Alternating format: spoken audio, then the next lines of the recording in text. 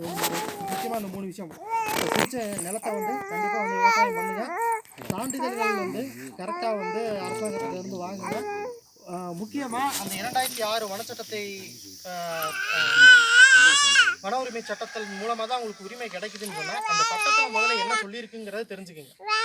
அந்த சட்டத்தில் நிலம் மட்டும்தான் கொடுக்கணும்னு சொல்லியிருக்கிறாங்களா, இல்லை வேறு என்னென்ன உரிமைகள் வந்து நமக்கு அதில் கொடுத்துருக்குறாங்க அப்படிங்கிறத முதல்ல தெரிஞ்சுக்கணும். ஸோ ஊரில் யாராச்சும் ஒருத்தருக்காவது அந்த சட்டத்தில் என்ன சொல்லியிருக்காங்க அப்படிங்கிறத முழுசாக வந்து தெரிஞ்சுக்குங்க.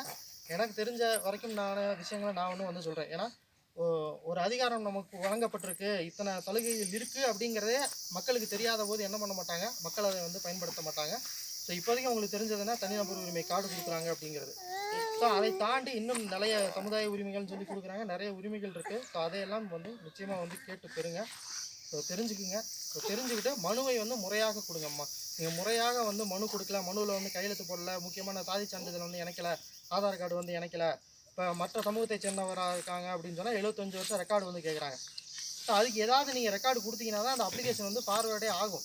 ஸோ அதை நீங்கள் பண்ணாத பட்சத்தில் என்னதான் ஒரு அருமையான சட்டம் இயற்றியிருந்தாலும் அது பயனாளிகளை போய் வந்து சேராது. ஸோ அதை தெரிஞ்சுக்கிட்டு ஸோ அதுக்கு என்ன பண்ணணும், அதுக்கு என்ன ரெக்கார்டு ரெடி பண்ணணும், கார்டு ரெடி பண்ணணுங்கிறத நீங்கள் ரெடி பண்ணணும்னு தெரிஞ்சுக்கணும். சார் ஒரே ஒரு வார்த்தைங்க சார், இதுக்கு வந்து அந்த டெய்லி